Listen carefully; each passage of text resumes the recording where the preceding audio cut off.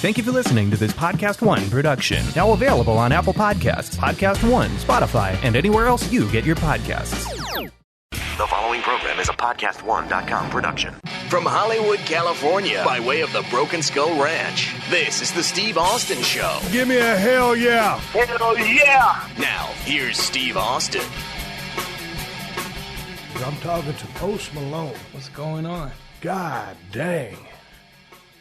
Dude, you've been exploding. You're blowing up all of a sudden. I'm working. But you know what? It's kind of like all of a sudden I heard of you, and I'm going to tell everybody how I heard of you.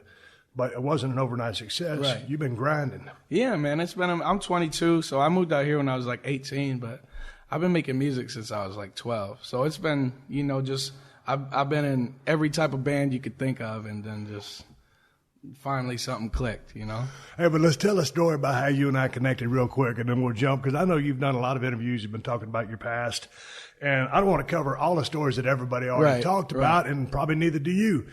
And we was on one phone call. Well, let me get to the text messages. We started off with some direct messages on Twitter. All of a sudden, I'm at the house. This was a couple of weeks ago. It was a couple of months. The BET Awards were going on. And all of a sudden, my Twitter timeline starts blowing up. And I'm like, man, what's up? I said, I must have said something really cool. Right. It wasn't me. It was you. And you had worn a licensed WWE vest, a Stone Cold Steve Austin vest to the BET Awards, and then you performed. Yes, sir, with the Migos. And so, man, all of a sudden I said, man, let me look this dude up, because, man, I'm 52. And so I'm stuck in the 80s, 90s, just that hard rock stuff and stuff like that. You look like, great. Man, Post Malone, I was like, shoot. I looked up on Twitter. I said, hey, man, the dude follows me. So I followed you back. And then all of a sudden you said, effing legend, what an honor. I direct messaged you. I said, the vest was epic. And Post said, I had to show some love. Let's crack a Cohen sometime. I said, I do a podcast twice a week. If you're interested in shooting a breeze, let me know. He goes, bro, I'd be fucking honored. Shoot me a text.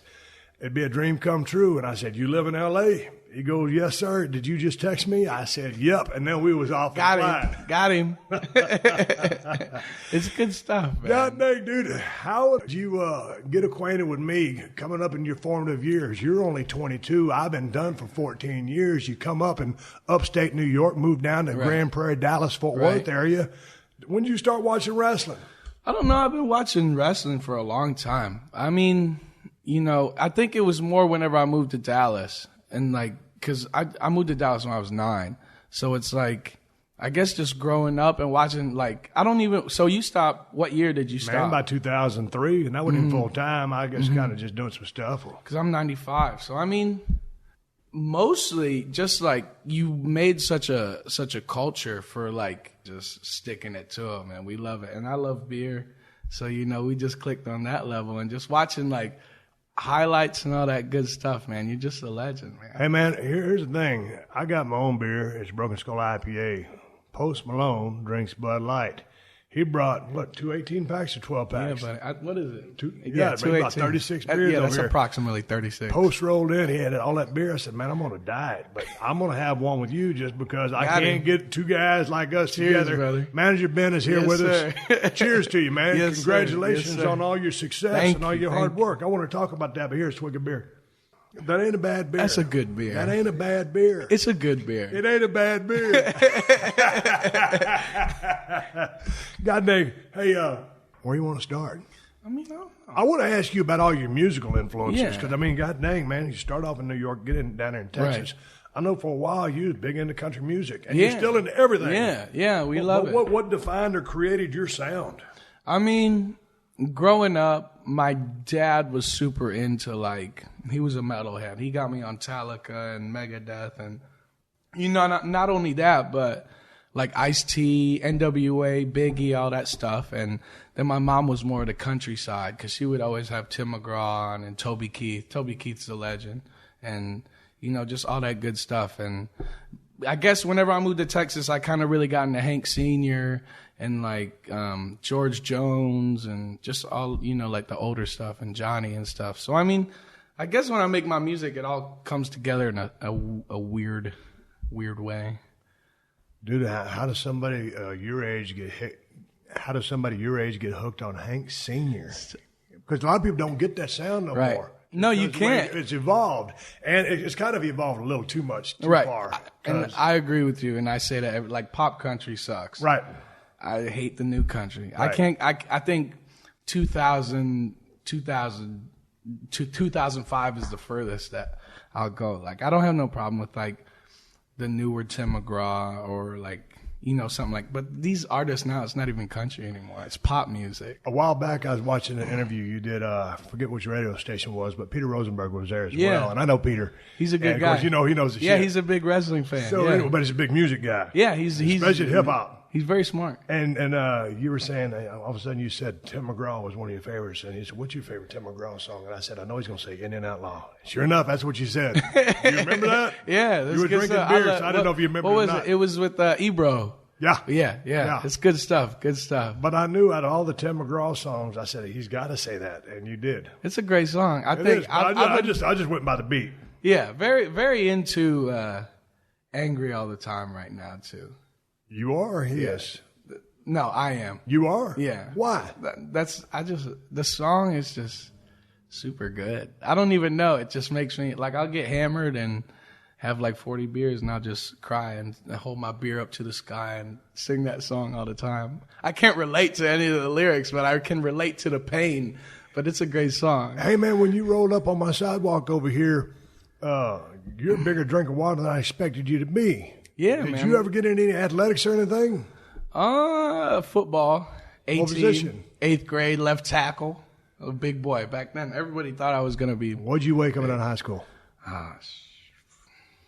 200, 210, Nah, I'd say 180. 180? Yeah, coming out of high school, 180. Now I'm a solid like 215. Do you follow any sports or anything? Yeah, Like, what do you follow? I'm a big Cowboys fan, big Mavs fan. My dad works for the Cowboys, so that's why we moved to Texas, was because he got a job over there. So I'm the biggest Cowboys fan. So when you guys pulled out of New York, I mean, what'd you think about Texas? He's like, hey, man, this sucks or this is different? Or you It's just way adapted? different because upstate New York is kind of like super, very like country. Like everybody's driving tractors down the road and stuff. Because I was like more up near Walton. Okay. So it's like kind of outside of Syracuse and up there. And I guess that's why my mom loved country, because my grandma raised everybody on that too. So, you know, it's different. And I kind of moved to the suburbs of Dallas, like 12-minute drive to Dallas. It was way different. It was way hotter. The weather was way crazy out there. Where are you from? Dude, I was born in Austin, Texas. Austin, and then, you know, my parents split up. We went down between Houston and Corpus, and they're still down there. And then I ended up in San Antonio for a long time. And then, man, after I got a wrestling business, I ended up out here. And I dig the weather out here, but LA's a big city. I'm not too much on a big city, but Right. You've been here for what now, 4 or 5 years? Three, almost 4. How you making the transition? Are you there yet? I mean, you got to love the weather. Yeah, I mean, the weather's good stuff. It's just, it's fun to party, but then you realize that not a lot of people here are as genuine as they would have been in Texas, you know? It's just different mindset, different way of being raised. Yeah, but a part of that, I think, is, I mean, there's good folks in L.A., but I think, you know, when you get in the show business Right. aspect, I mean, dude, it's like, what have you done for me Right, lately it's- or right now? Right, exactly. It's So- like, no, it's rare to actually meet somebody from LA that lives in LA.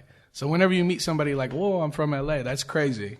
Yeah. Because everybody comes here, they want their shot, or they came here Yeah. after they kind of almost got their shot, and they're just here to, you know, prosper more off that, which is cool. Hey, man, let me ask you this. You rolled up over here in a Rolls Royce. Yes, sir. And Post and I were text messaging each other the other day. I sent him a text and said, hey, man, I said, you up for doing a podcast on Saturday? He goes, yeah, man, I'll be there. I said, what time? He said, what time? I said, what about 1 o'clock? He goes, all right. And then you sent me a picture of y'all partying. It was like 7:30 in the morning. I was up drinking coffee. I was about to get my workout. We're filming my show.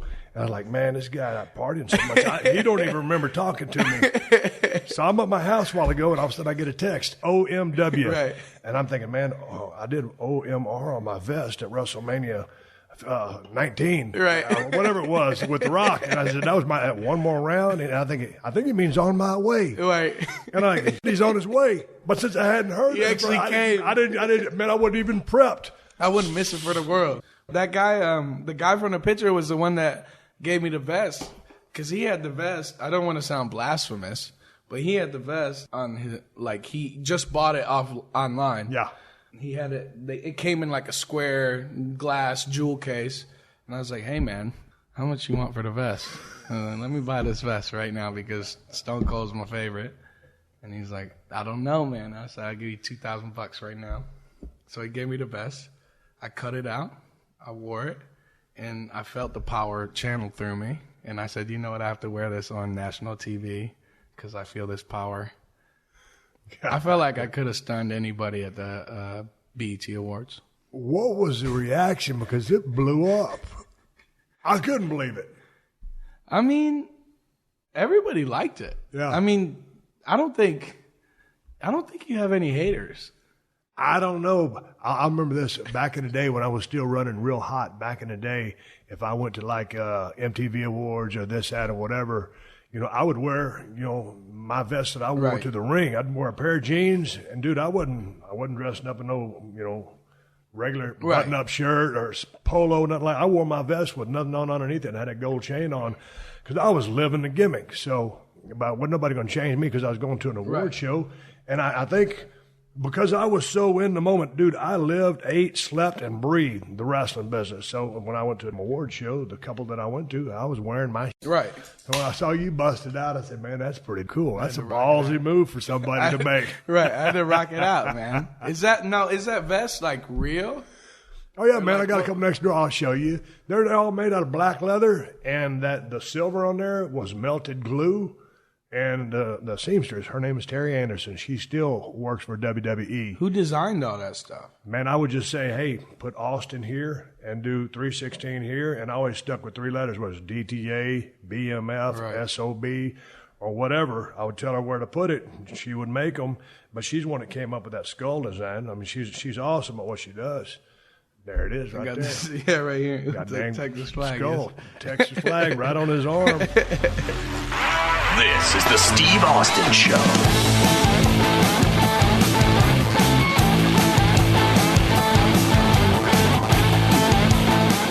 You own or rent your home? Sure you do. And I bet it can be hard work. You know what's easy? Bundling policies with Geico. Geico makes it easy to bundle your homeowners or renters insurance along with your auto policy. It's a good thing, too, because you already have so much to do around your home. Go to geico.com, get a quote, and see how much you could save. It's Geico easy. Visit geico.com today. That's geico.com. You're 22. Yes, sir. Tell me about your upswing as far as gaining some 411 and knowledge in the show business or entertainment industry, especially in the music making business, because you're 22, man. All of a sudden, man, I hear all about you, and I start digging music. I got your whole album on my iPhone downloaded on iTunes. And, man, all of a sudden I saw White Iverson. I said, Go Flex. And I'm like, God dang, man. And all of a sudden you got hundreds of millions. Like right now, White Iverson has 378 million hits. And Go Flex, 117 million. The same with, because White Iverson, whenever I put that song out, I was 18. Jesus. So it's like that. And then just overnight, I woke up and it really was the most random thing. And I couldn't have been any more lucky. Like, there's so many more people out there that deserve it way more than me, but you just gotta timing and all that stuff. So it's like, I put the song out and I woke up and it was just going crazy. Like Wiz Khalifa tweeted it, Mac Miller tweeted it, and then just next thing I know, I got signed and everybody thought I was going to be a one-hit wonder. And, you know, then we put out a almost 2 times platinum album and, you know, 2 billion streams and just like, you know, it's crazy. Just, I never really, like, I'm supposed to be in college right now. I never really got to like experience the growing up phase of going into adulthood and being able to make mistakes and all that stuff. Cause you know, I'm still young. I've made a lot of mistakes. Like I've signed contracts that I shouldn't have. And luckily that it didn't ruin everything, because you're young and you're just dumb and you'll just, okay, cool, give me some money. And then I'm cool. But then you realize in the long term, there wasn't enough money. Exactly. Exactly. It's not enough money. You're like, whenever you're broke and you're like looking through your friend's car to find quarters for cigarettes, you don't realize that, like, hey, $10,000 ain't that much money. Yeah, on one hand it is, but in the big picture it ain't, for what you're doing. In the entertainment industry, it ain't nothing. Exactly. But I remember, and I call it the old starving rock and roll artist contract, because I signed a couple of them back in my wrestling days. Right. It's the same thing. It's a parallel. Right. But then all of a sudden, you got to get some smarts, or you got to get a lawyer to help you sort through this stuff, because all of a sudden, man, they're either guilt tripping you or, playing this song, dance for you, and it's all about them putting more money in their pockets than they want to put in yours. Right. One time a guy told me, his promoter, he goes, Steve, as a promoter, you never want a talent to know what they're worth. And boy, as soon as he said that, lights went off in my head. It's like, I get it. I understand the game now. You just explained it to me. So, that's part of the process. So how have you surrounded yourself with the right people to keep you on the rails? Because right now you're 22. I know you're drinking a whole bunch of beer. You're having a good time, but you can't lose sight of where you want to go, or you get caught up in a turbine and you get out. So what's keeping you level? Man, it's a lot of you got to think of, like, what would this person do or say when I'm not around? So it's like, if I don't think that this person is really putting on for me, or like really has my back whenever I'm not around, you can't keep them around. Like, whenever I moved to LA, I was 18. So my manager, Dre, I met him, and he seemed to show genuine interest. I had no music out. No one in the whole world has ever heard my music, but he actually liked me as a person and liked what I had, stored away. And he was just like, let's rock. And he's been here for, little under 4 years. And it's important meeting new people that you come in with a grain of salt, and just think about, like, what their main reason is for being around you. Hey, man, how were you, or what happened as far as the process goes? You come out with White Iverson, the rest of the stuff that y'all put out. Right. And all of a sudden, man, hundreds of millions of hits, views, streams, billions. And like you said, when you put that out, you was 18. Right. Now you're 22. Right. So, man, really, your world almost changes overnight. Yeah. So how did the community, the music community, or the entertainment world accept you? Because, I mean, you're kind of a hybrid of a lot of different music styles. Yeah, and that was definitely a tough, especially in the hip-hop game, being a 18-year-old white kid. People want to try so hard to prove that it's not genuine. But I think that, especially now that the genre is taking so many different strides to just, to make it no genre. So there's no genre, it's just music. And I think it's important that we incorporate, like, old stuff and new stuff and just everything in between, and make a sound that really no one's ever heard. Because it's so easy to make a cookie cutter song. Yeah. It's so easy to just put out a new song that everybody's heard before. You know what I mean? But, there was a lot of doubters that didn't want to see me win. And I went through trials and all the tribulations and everything. But I just, I'm me. There's nothing else. There's no one else that I want to be. There's no one else that I can possibly be. Did you ever have a plan B, or was just, hey, man, you just wanted to make music? Right. Look, when I got into business of pro wrestling, I just wanted to be a wrestler. Turned out it worked out pretty good. Did you, when you got into the music business, or you found that you had a talent for music, you said, hey, man, I want to be a superstar, or you just want to make music? What is it? Right. I mean, I honestly never thought that I would be famous. I mean, it was either making music for a living or working at Chicken Express.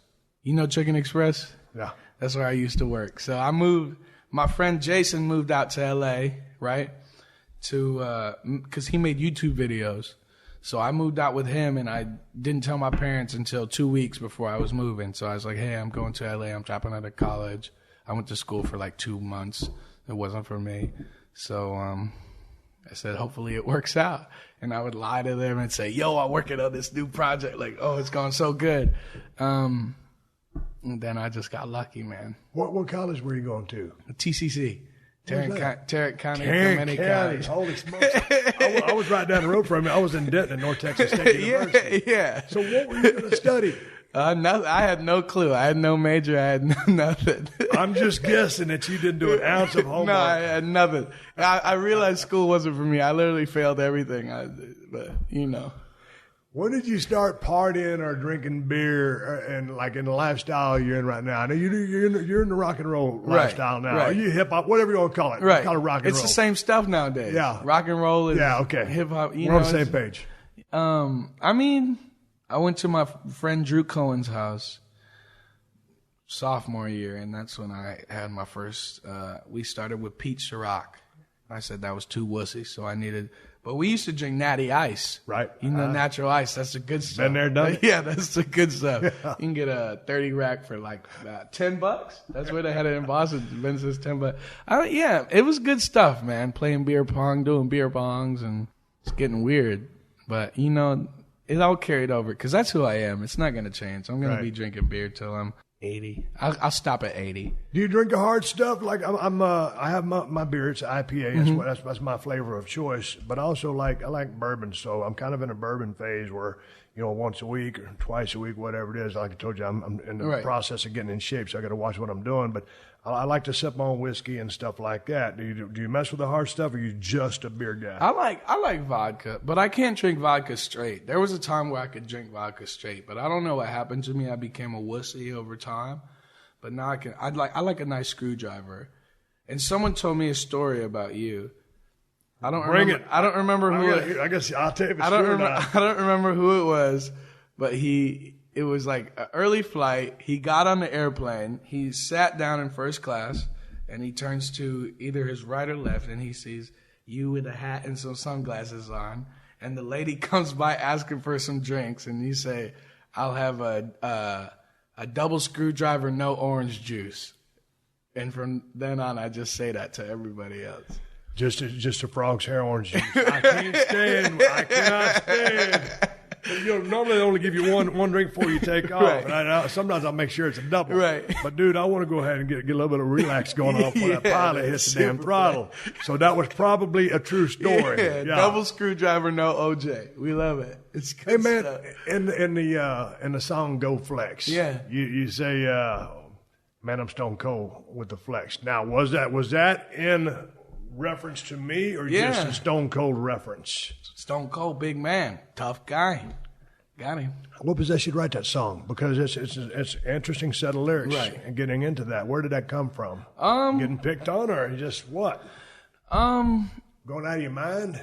I mean, it's like sometimes you just like forget it. I'm just gonna go get hammered, and I'm just gonna have fun with my friends and starting on everybody that's ever talked. So flexing. I like to drive my Rolls Royce and doors open and go crazy.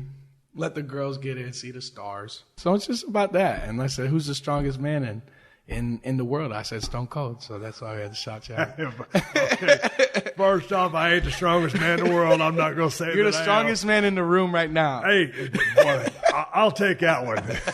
There's three of us here, and that's just because I got lucky. You can definitely beat up Ben. You and me going to be a pretty good strap-on. You're a big drink of water. Hey, tell me about that Rolls Royce. You could have bought anything you wanted. You went to the top of the line and got a two-door Rolls Royce, and the doors open up backwards. When I sat in your Rolls Royce, that's the first time I've been in a damn car that expensive.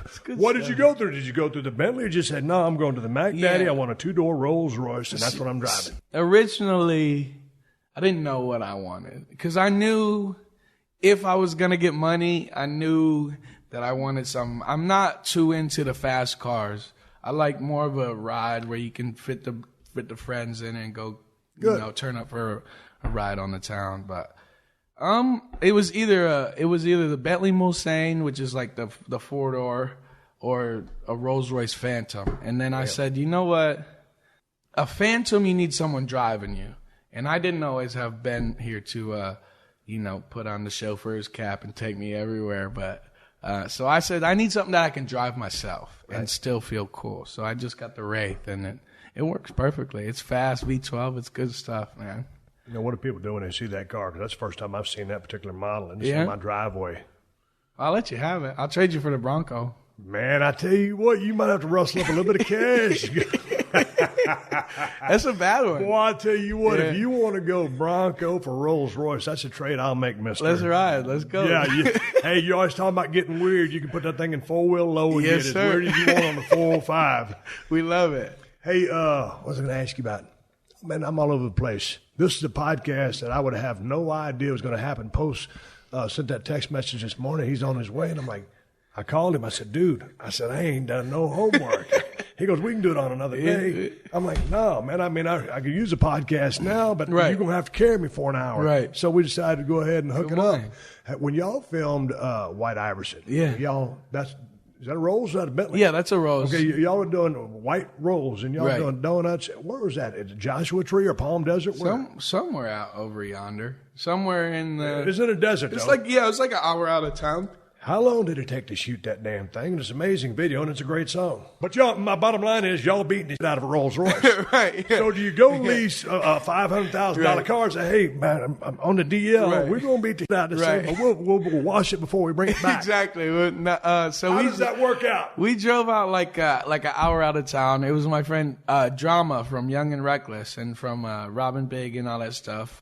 They said you can use my car, and I said okay. There's no way that I'm not gonna use the car. Thank you so much. So we take it out, and the next second we have a professional driver doing crazy in it and just going crazy and running around. They saw the video, and apparently Rolls Royce hit him up and said, "Hey, you can't do that."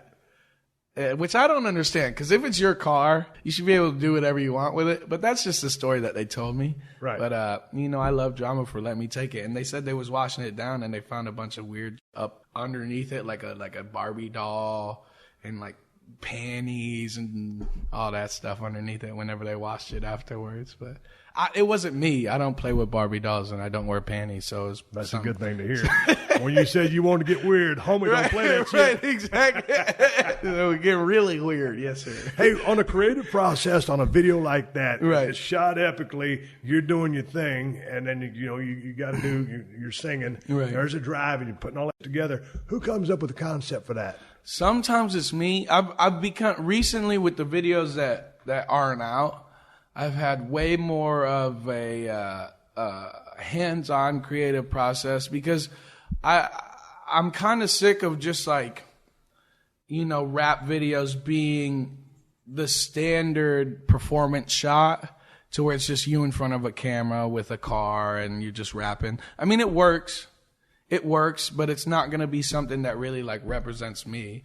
At certain times it is, but not all the time. So like I've been really like hands-on directing my videos myself, like thinking of just concepts and all that stuff. But James DeFina does a lot of it.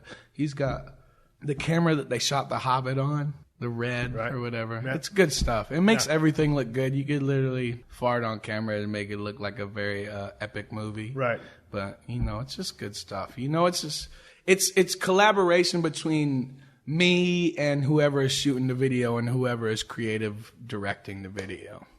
Hey, man, with you being kind of on fire as you are right now, what's the collaboration process like? Because I know you, all of a sudden, you got a relationship, struck up friendship with Justin Bieber and Kanye West, 50 Cent. A lot of names that I can't even remember off the top of my head right now. So all of a sudden when you get hot, do these people reach out to you? Or because you're the young buck, you got to reach out to them? Right. Is it cross-pollinate? How does that happen? Well, it kind of happens like, especially nowadays with social media and stuff, it's so easy to just, get together. And especially, my manager always kills it. So it's like, he'll say, yo, Quavo wants to get into the studio, which is the guy that I made Congratulations with and who I performed Wearing the Vest with. Yep. So we just get into the studio and kind of like vibe out for a little bit. We've never met each other. It's just like different stuff. Rappers don't drink beer. So I got him drinking a Bud Light. We're all having a good time. We're just chilling, hanging out. And then Metro Boomin was in the studio too. He made the beat. So he played this beat and we were like, this is perfect. So then I get in there and sing what I have to sing. But it's usually just mumbles. You mumble until you find a melody that you like. And then he goes in and does the same thing. But I mean, it's just like if you have something in common or if you like with each other on two different sides, it'll come together naturally somehow. You can't really force it. Like, I couldn't force this. I'm not going to, let me get on your podcast. It's just going to happen naturally eventually, whether you know it or not. It happened. Hey, I got more questions. I'm going to ask Post. Post is sitting right across the table from me. I ain't got no furniture in my house. 3 chairs and a table. It's very minimalist. It's like minimal. Kanye West But when you come back, see what I did there? When you come back, right. This motherfucker be bad. Yeah. No, I'm just going to put some in here. But I want to talk to you about, your style, your image, how you created, the persona, because you ain't wasting no money on clothes. Nah. You got a good-looking pair of jeans on. Levi's. A pair of boots, and you got a Miller High Life beer delivery shirt on. I think the Lucchese's are the most expensive part. I got to have that shirt. But you ain't wasting your money on threads. No, man. Come back. Let's take a pause for the calls. Some sponsor keep the show on the air 2 times a week for people that download this podcast. And that's the bottom line. I'm coming right back with Post Malone. This is the Steve Austin Show.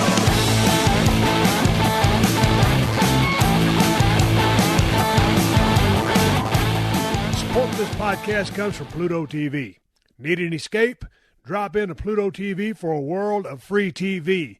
Stream hundreds of channels and thousands of movies and shows all for free. Yeah, free. No subscriptions, no fees. Imagine 24/7 channels of Narcos, CSI, Star Trek, Survivor, and everything else from hit movies to binge-worthy TV shows. The latest news, live sports, comedy, and more. What are you waiting for? Download the free Pluto TV app for Android, iPhone, Roku, and Fire TV and start streaming now. Pluto TV. Drop in, watch free. Hello, everyone. This is Eagles Hall of Fame quarterback Ron Jaworski, and I am so excited to bring you the hottest new podcast for the NFL and gaming. Welcome to Jaws Picks, featuring me, Ron Jaworski, and some of the most famous names in sports, music, and entertainment, as I give you my expert analysis and predictions of each and every NFL game. So far this season, my predictions are over 55% correct against the spread. That's a pretty good number, folks. And over 67% picking winners straight up. You do not want to miss out on this podcast. Every week, I will tell you who, how, and why each NFL game will be decided. Take the guesswork and stress out of gaming and subscribe to Jaws Picks wherever you get your podcast. That's Jaws Picks wherever you get your podcast. Stay safe, take care, and let's make some beer money. The Steve Austin Show. The Steve Austin Show. Post Malone comes stepping back in the room. I want to ask you about all the tattoos and the persona and how, because there's a couple of different theories on how you came up with the Post Malone, because your real name is Austin. Austin Post. Austin Yes, Post. So you just moved the post in front of that and that was it? I mean, I was probably 14, 15 when I first started like rapping over my own beats. So I was like, I need a name. I need a cool, very cool, funky, fresh hip hop type name. So I put Austin Post in a rap name generator, and it came out with Post Malone, and I just stuck with it. I didn't know they had a rap name we generator. We need to do you too. Hey, here, dig this, man, because you're a young cat. You know, when I was growing up, I wanted to be in the rock and roll business. Hell, I wanted to be, a lead singer. Turns out I can't sing. And my dad played in a country and western band. He was a lead guitarist. Old school chords, and, he was good. But anyway, he tried to teach me how to play guitar, but I didn't apply myself. So I didn't, turn into a lead guitarist. Right. And then I figured, well, I still want to be in the music business. I'll play bass guitar because it's got 2 less strings. It'll be easier. It's very easy. Yeah, well, it may be easy for you. And my parents knew I'd make too much noise if they bought me a drum kit. Right. So that killed my dreams of being in a music business. So it turned out pretty good because the rest of the thing worked out for me. Yeah. How'd you come up with, okay, you got the cool name. Right. And I didn't know that there was a rap name generator. Yeah. I'm going to put all mine in there and see what it comes up with me. Yeah, oh, you got an app on your phone? Now. It's not. We'll just look up rap name generator. We'll see what. Rap name generator. What? Steve, is that your real name? Steve Austin. Yes, sir. It couldn't have worked any better. It turned out okay. Yeah, it couldn't. You have the ultimate name of all time. Let's see. Welcome to my rap name. This was the same one. There we go. Steve Austin. Suggest male rap name. Your rap name is Rich Stevie Power Slab, a.k.a. Yo Fist. I'll show you. If you're trying to get into... All right, from now on, y'all can call me Rich Stevie Power Slab, a.k.a. Yo Fist. But you have to say the whole name every time. Every single time. Or I won't answer to you. Right. And if I'm on your show, if you got any green M&Ms in there, I ain't coming. Rich You got to Stevie take the green Slab. M&Ms out. Rich Stevie Power Slab, a.k.a. Yo Fist. Who developed such an application? And let me ask you a question. Post Jesus H. Christ on a popsicle stick. You got a Rolls Royce parked in my driveway. Right. It's a $500,000 car, I'm guessing. And you got an iPhone 4. Yeah, I know. And there's some busted. It's actually a 6. It's a 6. They can't see it right now, so I'm don't sorry, tell Post. I didn't mean to kill your gimmick off, as we would say in the wrestling business. I'm rocking a 7+ Right, over here, right. brother. Hey, Come man, on now. that's But a big I'm baller. I'm riding around in a $10,000 Ford Bronco too. It's good stuff. That's good stuff, man. You know, it's Hey, what do you spend your money on? You throwing it out the window? You saving it? Where you at? there's a lot of things. I spend a lot of my money on guns. Half of my money is guns. Half of my money is Gucci suits. I love a nice fitted suit to go to Vegas and Do you play gamble? some blackjack. Yeah.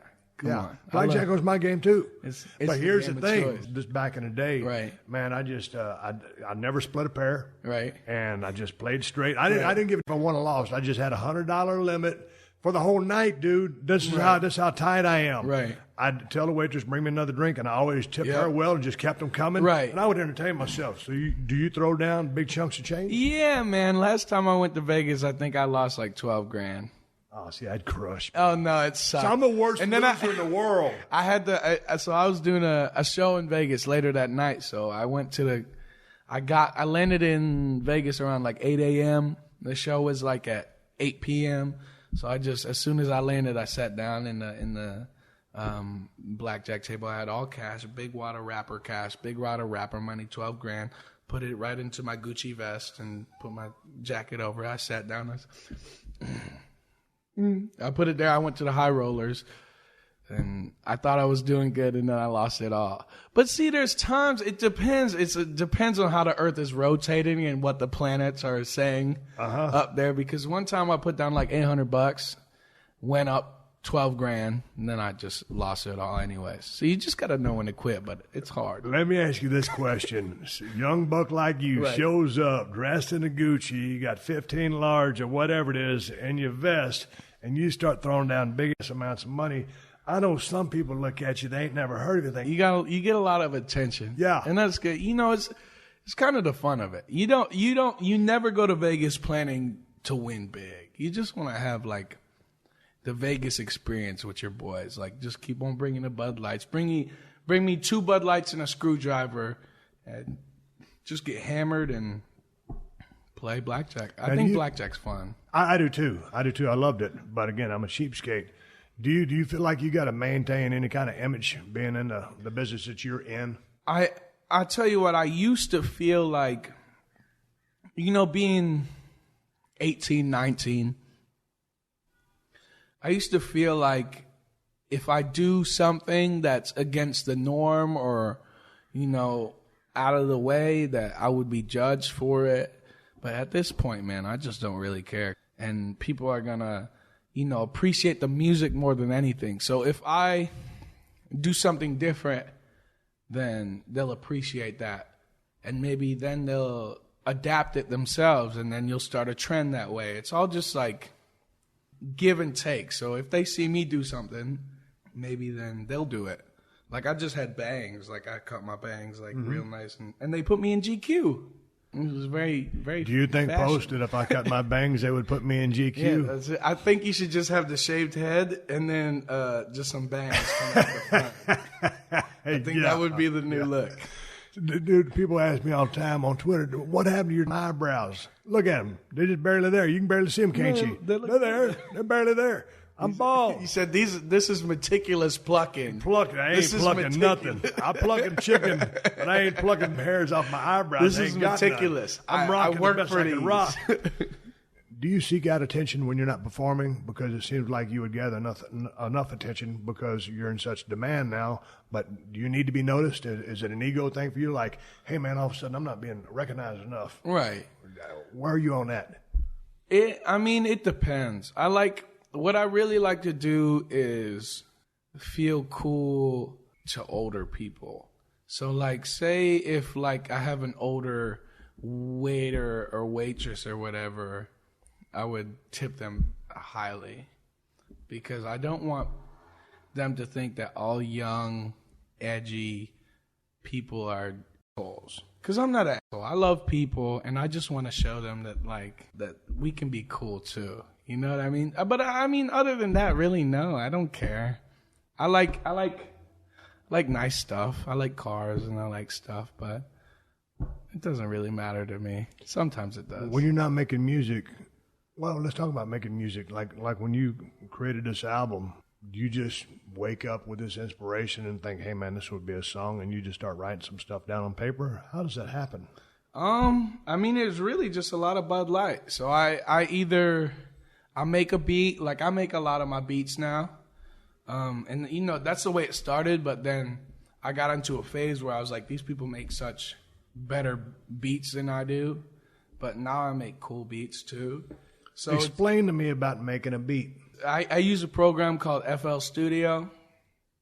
It's super easy. Anybody can do it. So I open up a program. It's called Omnisphere. I pick the sound that I like. I put it on shuffle and just go through all the sounds until I find one that really works. And I'm really into major keys right now because it's just very melodic. You can put whatever you want. Because a lot of the stuff right now is either like it's super minor and you can only do a certain type of very hackney, very trite melody over it. So I want to go major and make something that's super catchy and super, killer.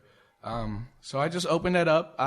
I can't play piano so I don't have a MIDI keyboard or whatever. I just take a note, put it on a note that sounds good in my head right now.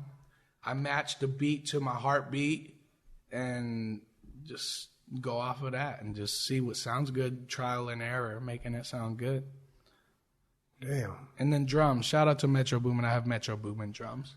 He's the best drums. Damn, that's interesting. How long did it take you to write White Iverson? Because, I mean, that's the one that's got almost 400 million views. Right. How long it's just a cool-ass vibe. It's a great video, but it starts with the song. Thank you. Right. That's just like chill. I listen to the song. It's like, man, that's just cool. Right. It's a crazy song, but like, it's crazy how chill the song is, and to see the people at the shows just go nuts, just turn up and go crazy. I made the beat for that one. So I have like 2 really big songs right now, which is White Iverson and then the newer song, Congratulations, which Congratulations was Metro Boomin and Frank Dukes. But White Iverson, that was all me. Like, I made that beat from scratch. And I was like, so I just started, I really wanted to do like a folk song. So like a folk song would like go to a C, a G, a C, an F, like just like that. Really easy, like, if you would strum it out on a guitar, it would be the most simple chord progression. Right. But I wanted to make it super airy and super, like, you can just do whatever you want over it. So I started making the beat, and I started writing the song right there because I had a melody off rip, and then it just grew from there. But you got no formal musical instruction? Not really. I just kind of, it was important for me growing up that, when, like I said, I started partying in sophomore year, but until then, even then, when people would say, hey, yo, we're having a party, like, we're going crazy, like, we're going to have fun, it just lock myself in a room and watch people play Metallica covers, like Master of Puppets covers, and like Ride the Lightning covers, and I would watch their fingers and understand that, hey, this sounds good, and that doesn't sound good whenever I try to play it. So it's just watching people play guitar and figure stuff out themselves. So I just wanted to see that and say, hey, if they can do it, I can do it. I've never taken a guitar lesson or a music lesson or anything in my life. It's just locking yourself in and figuring it out yourself. If I was to go in that Rolls Royce out there and start running through your playlist, I mean, like, man, you're dropping Metallica, Megadeth, stuff like that. And I know a lot of country music influences from Hank Sr., George Jones, and then obviously all the rappers you've worked with. But man, what's your go-to stuff? Or is there? Or are you all over the place because you love music? It's really all over the place. Like, on the way over, we rocked a lot of Alan Jackson. Jesus Christ, really? That's my guy. Yeah. You're one of my all-time favorites. That's my guy. Chattahoochee. We had... I used to throw my flip-flop in the Chattahoochee River for my pit bull to go bring back to me. Straight up, when I lived in Atlanta, I was wrestling for World Championship Wrestling. Good stuff. And he was from Noonan, Georgia, right down the road from where I was living. He's a good guy. I mean, you got a chance to meet him? No, I never met him, but I can tell through his music that he's a good guy. That would be interesting watching you and Alan Jackson meet each other. I would love to jam. Yeah. The only legend that I really met was Toby. Like, I met up with Toby. I think he was on tour in Connecticut, and it was his birthday, and he invited me to go to the show, and we sat on the bus, and we jammed Roger Miller and everything good and just stuff like that. Dude, you're an old soul in a young body. Yeah, man, it's good stuff. It's good stuff.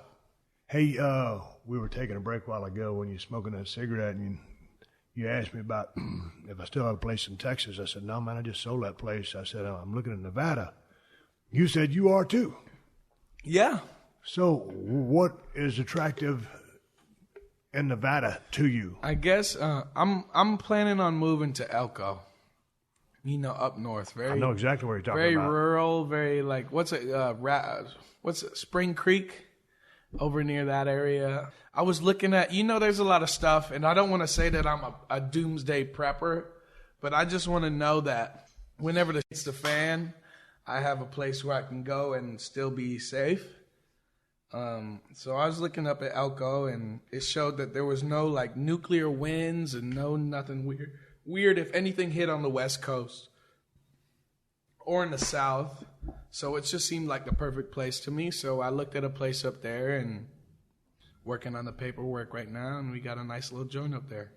Damn, dude. So what's going to be the just as far as getting out of there? Because I'm in probably within a 75-mile circle of Reno, and because I looked in Elko, Winnemucca. I've looked all over that state because and my brother-in-law is a professional guide, so he's guided every single unit that's been up there. But you're going to fly private in and out? Because I don't know that Elko has a major airport, do they? They have something that flies in from Salt Lake. Okay. But they also have, from Salt Lake, there's a thing called Jet Suite. That's kind of like you could still not be super baller, but still fly a jet for a good price to a certain place. So I mean, even if I did have to fly private, if I'm gonna die if I stay, then I'm gonna pay as much as I can to get over there. But I figured the way that I look at it, you have 3 days to get out of the place whenever your credit card and debit card stops working. So it's just stuff. I sound crazy. I'm not that crazy. No, you said but you said you, yeah, dude. We live in a crazy world. I used to get hit in the head with steel chairs for a living, so you ain't no crazier than I am. And I don't know if I was born that way or was beaten into me. But, well, what you're seeing is what I am. Right. So I'm with you. You said you like your guns. Yes, sir. Man, young cat like you, yes, sir. Man, I grew up hunting, and I hang out, or some of my friends are 3-gun shooting champions and tactical people. Yeah. I'm not an expert at anything, but I love to shoot. I want to go to long-range shooting school so I can call the wind and do stuff like that. So, like, what do you like to shoot? Is it like pistols or just plink? What's your passion? There's a place it's tough to get an automatic firearm. So I like a place in Vegas. It's called Battlefield Vegas. Have you ever been there? Mm-hmm. I ran over a car with a tank, super baller. They have automatic firearms you can just shoot and get accustomed to. I don't know, man. I love me a good just AR with a 60 round drum on it. Nice, the one I got right now got you know, the EOTech with the flip EOTech right underneath it, so you can flip it and then you can flip it and go longer. It's good stuff, man. And just, you know, Nevada, you can get silencers, you can get automatic weapons if you know the right people. It's good stuff. So I just, you know, I want to move it. And plus it's over the counter. It's like buying bread or something. So, you know, we love it over there. Man, I just put in for my ranch in Texas. I put in for a suppressor. And these days, because of everything that's going on, it takes a year to get your paperwork back or to get your suppressor. The first time, they didn't give me my stamp. They screwed up. And then finally, I've been waiting for the suppressor for 2 years. Now, I've sold my place. I still have a place in Texas, but I sold my ranch. And so I'm like, I can't have the suppressor in California, as you know. Right. So I'm like, well, hell, I got a damn, well, I got 2 of them actually, but I can't take delivery of them. So if I get in Nevada, do the thing, make the transfer, and I'm still good because I can't bring that thing to Cali. Yeah. And that's one of the things that, you know, sucks about, you know, California's a great state, but gun laws in the universe. Yeah. So that's another reason why, you know, where I'm looking, it's about a 400 to 450 mile drive. Right. You're going to be a little bit further, probably 250 past going to Elko. Nonetheless, whatever it is. But I like their tax laws, I like their gun laws. Yeah, it's good stuff. That's what, and I took that into effect. I really wanted to move to Montana because I think Montana is one of the most beautiful places in the whole world. Mm-hmm. But just looking at, you know, like the taxes, the other stuff, and the gun laws, it's just not the same. Nevada, you can walk into a grocery store strapped up. We love it. Did you see in Texas, they just made it so you can carry around a sword? No, I didn't see that. You can carry around a full sword now, dude. It's awesome. I don't want to carry anything, but, you know, because some people make me nervous because I don't know how they're wound or what they've been through or what kind of day they're having. Or did their wife say, hey, man, I'm out of here? You know, so you never know what's going to happen. I owe everybody that's listening to this podcast a beer because my phone goes off. That's one of my rules, Post. I owe everybody a beer. So if you listen to this podcast, send in your voucher to questions@steveaustonshow.com. I'm kidding. I ain't buying nobody no damn. That's one of my policies. Sometimes, man, in places just got open carry, I'm like, all right, man. We get it. What's this guy all about? Right. I mean, it's just, I know I'm not a psychopath, but I know that there are psychopaths. And even if they don't come for me, if they're just going for everybody, you don't know how many lives you could save. It's just like if you stay ready, you don't got to get ready. I'm always ready. Always ready. I can take you over and show my backpack here in a minute. Come on. Yes, sir. Hey, man, what are you doing in your free time? You damn youngster, are you chasing women everywhere? I mean, you got your music covered. You're really heading in a good direction. Right. You're in a great place. You've worked hard to get here. Right. What are your other passions? I know you love cars and music. Right. You know, free time is hard to come by nowadays. You got to make hay while the sun's shining. Yeah, exactly. Because you never know. Next day, no one's going to care. Right.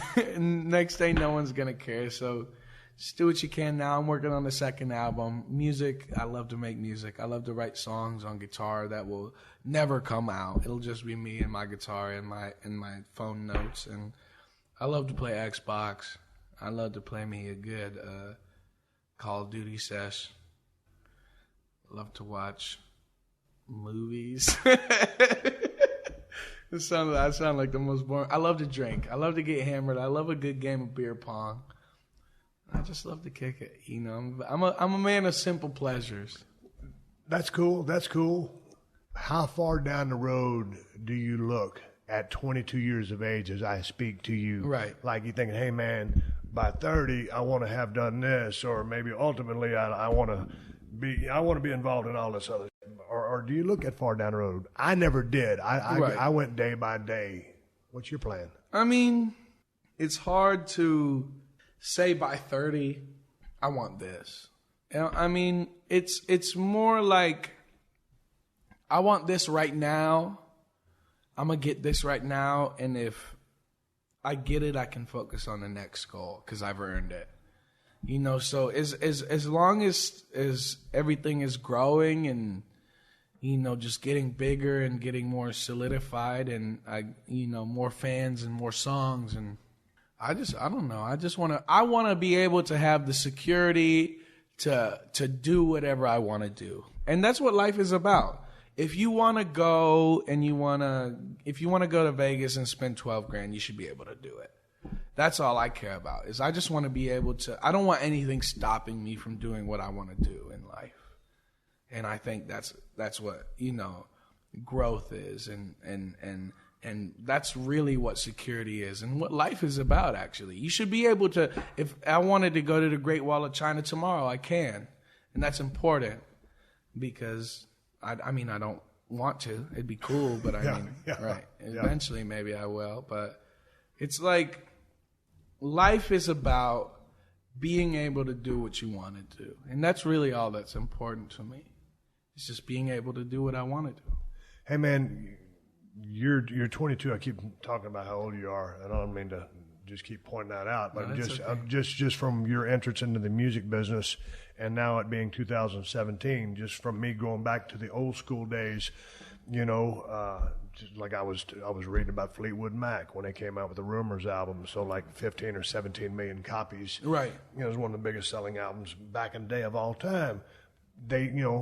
Things have changed. These days, all the downloads for those veterans who are still in the music business, it's all changed.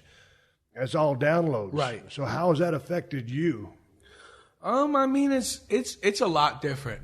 I would love to have been in the Fleetwood Mac days and put out Rumors and to be Stevie Nicks' boyfriend. My man. But it's a different time. There's a lot. Everything, and what's really important now is not only direct album sales or even digital album sales, but Spotify, Apple Music, all the streaming is so like 2 billion streams is a lot of streams. I would not have even gone platinum if it wasn't for streams. It's impressive. My album first week sold like 57,000, I think, something like that, which is just nowhere near if back then you would have put out an album and it would have sold physical copies. Right.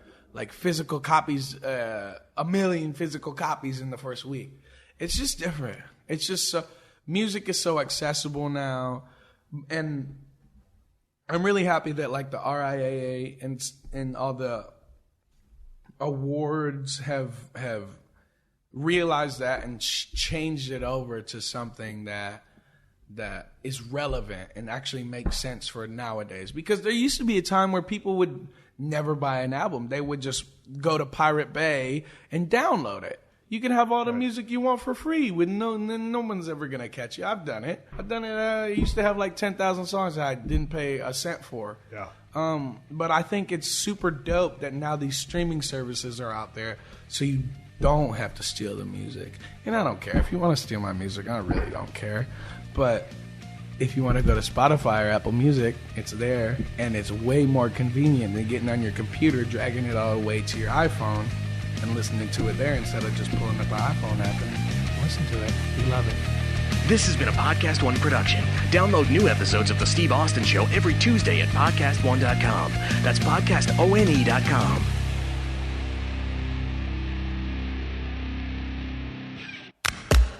Look out! Join me every week for the Michael Irvin Podcast. The Michael Irvin Podcast, the MIP. Now the MIP exists. The MIP. Okay, I got to make sure you got something to show. What? Where's Michael?